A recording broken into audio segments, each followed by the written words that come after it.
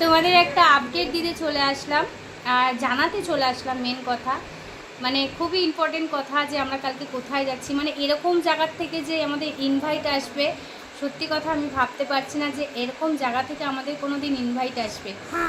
তো সেটাই তোমাদের জানাবো, কারণ কোনো সত্যি কথা মানে এই একটা কথাই বলবো, তোমরা বলবে একই কথা বারবার বলছো, যে সত্যি আমরা কোনোদিন ভাবিনি যে এরকম জায়গা থেকে ইনভাইট আসবে বা এদের সাথে আমাদের কোনোদিন পরিচয় হবে। এরকম অনেক মানুষের সাথে আমাদের পরিচয় হয়েছে যারা আমাকে ফোন করে, মেসেজ করে। তো চলো ফাইনাল টপিকে চলে আসি। সেটা হলো কালকে হলো অষ্টমী। কালকে অষ্টমী, তো এক জায়গায় ইনভাইট আছে আমাদের। আর এই যে তোমাদের শোনাবো, আজকে একটা নতুন গেঞ্জি পরিয়ে তোমাদের সামনে আনলাম। কারণ সত্যি বলতে আমরা তো পুজোতে বেরোবো না বলেই দিয়েছিলাম যে পুজোতে বেরোবো না। আর আগের বছর পুজোতে তো সোনা বাবার 104 জ্বর ছিল। যারা অনেকদিন আগের থেকে আমার ভিডিও দেখো তারা তো জানতে পারবে, সেই বছর মা চলে গেছিলো। আর সেই মাসেই সেই ছেলের 104 জ্বর ছিল, এই অষ্টমী নবমী এগুলো। তো যাই হোক, যেটা বলার, ভেবেছিলাম বেরোবোই না আমরা পুজোতে, কিন্তু মায়ের ডাক চলে এসেছে আর মা ডেকেছে মানেই যেতে হবে। কারণ এটা সত্যি একটা মানে কি বলবো মিরাক্কেলের মতো। কারণ ভেবেছিলাম বেরোবো না, এদিকে সামনে আমার দুয়ারে দাঁড়ালেই আমাদের মণ্ডপ ঠাকুর, তো সেখানেই আমি যাইনি। মানে মন খারাপের জন্যই বলতে পারো, তোমরা বুঝতেই পারছো কেন যাচ্ছি না। কারণ সবাইকে দেখবো তো হেঁটে চলে ঘুরে বেড়াচ্ছে, কিছু জায়গাটাতে একটু মনটা খারাপ হয়ে যাবে। যে বুঝতে পারছি যে তোমরা আমার ব্যাপারটা বুঝতে পারছো, এটা আমি বুঝতে পারছি। তো যাই হোক, কোনো একটা জায়গায় গিয়ে একটু কষ্ট হয়ে যাবে, হয়তো রাস্তাতেই চোখের জল পড়ে গেল। তো সেই কারণেই ভেবেছিলাম বেরোবো না। কারণ এখন তো গাড়িতে নিয়ে বেরোতেই পারবো না, যেহেতু মাঝখানে ওকে বসিয়ে নিয়ে যেতাম, পেটে লাগে অনেকটাই। তো ভেবেছিলাম যে এমনি দাঁড়াবো দুয়ারে গিয়ে, তাও ভালো লাগছে না। তো একদম হাতি উঠিয়ে দিয়েছিলাম। কিন্তু বলে না, মা ডাকলে ঠিক কোনো না কোনো ব্যবস্থা হয়ে যাবে মার দর্শন করার জন্য। তো সেটা হলো, তোমরা দেখেছো আমার ভিডিও, যারা ফলো করো, রেগুলার ফলো করো, তারা দেখেছো যে আমাদের বাড়িতে লালবাজারের পুলিশ বাবু এসেছিল, রামদা, এসআই না কার্তি, এসআই না। তো যাই হোক, গেলে তো আবার দেখতে পাবে।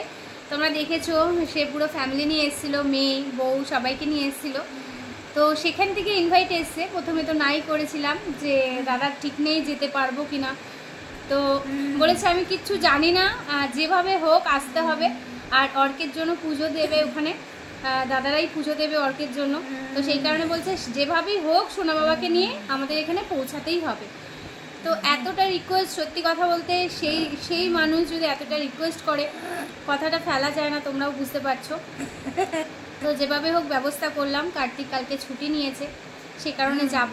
তো তার মেয়েও ফোন করেছে, রিমি ফোন করে বলছে, বাবু ধরে না, ক্যামেরাটা বন্ধ করে দিচ্ছে। তো রিমিও ফোন করে বলছে আসতেই হবে কিন্তু যেভাবে হোক। আর ও তো আবার বলেছে অর্কের সাথে জিনিয়াকেও নিয়ে আসতে হবে। জিনিয়াকেও আমার খুব ভালো লেগেছে, জিনিয়াকে কিন্তু আনতেই হবে। কিন্তু জিনিয়াকে নিয়ে যাওয়াটা সম্ভব না, যেহেতু ওখানে একটা পুজো বাড়ি, তো ঘুরে ঘুরে বেড়াবে। সবাই যে ভালোবাসবে সেটা না, অনেকে ভয়ও পায়, জানোই তো। যেরকম আমি আগে ভয় পেতাম, যেখানে থাকতো এরকম জিনিয়ার মতো, তো আমি যেতাম না। তো সেটাই ভাবছি। তো সেই কারণে ভাবলাম না, জিনিয়া বাড়িতেই থাক, ওকে খাবার টাবার দিয়ে খাইয়ে আবার খাবার দিয়ে যাব। যদি ওর খিদে পায় খেয়ে নিতে পারবে, জল টল সবই দিয়ে যাব। তো যাই হোক, স্পেশালি যেতেই হবে, এত রিকোয়েস্ট সত্যি ফেলতে পারলাম না।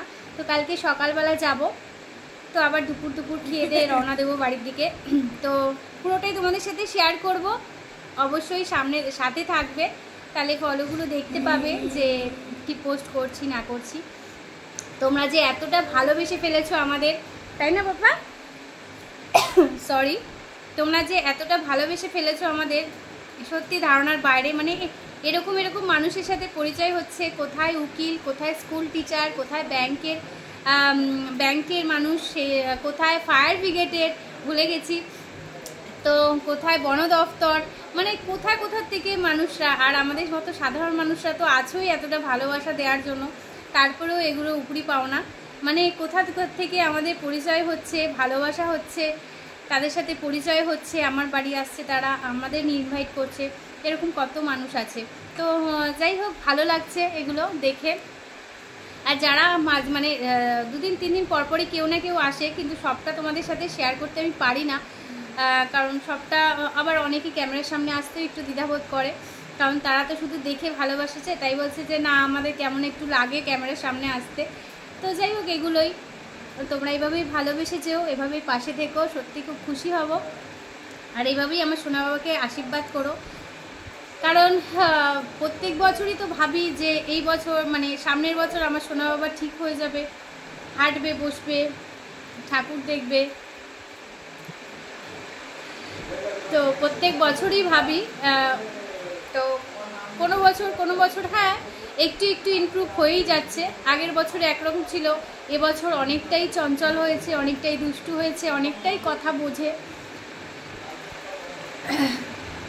সামনের বছর এর থেকেও হয়তো বেটার হবে, তবে সামনের বছর আবার অপেক্ষা করব সোনা আবার হাঁটার বসার। তাই তো, তাই তো, তুমি পারবে তো, তুমি পারবে তো? হ্যাঁ বলো, হ্যাঁ বলো, তুমি পারবে তো? হ্যাঁ পারবো তো। তো যাই হোক, এটাই বলার ছিল। তোমরা এভাবেই ভালোবেসো, আশীর্বাদ করো, দোয়া করো, আমার সোনা বাবা ঠিক একদিন ঠিক হবে।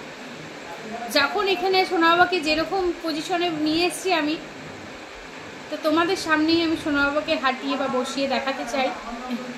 এর জন্য ডাক্তার তো আছেই, মেডিসিন তো আছেই, আমাদের ধৈর্য, অপেক্ষা, কর্ম সবই আছে, তার সাথে তোমাদের ভালোবাসা, আশীর্বাদ, দোয়া এগুলো তো থাকতেই হবে।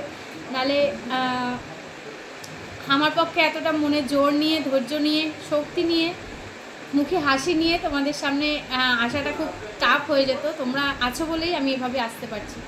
তো যাই হোক, কিছুটা ভাবো এটা কষ্টের, কিছুটা ভাবো খুশির জন্য চোখের জল। তো এটা চলেই আসে, বুঝতেই পারছো আমাদের মতো মায়েরা কতটা কষ্ট করি আমরা।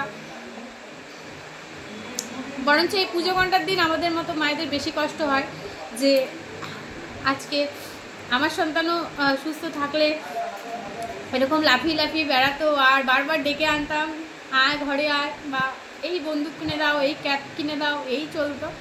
যাই হোক, একটা দিন নিশ্চয়ই হবে, এটার অপেক্ষায় আমরা থাকলাম, তোমরাও থাকবে আমি জানি।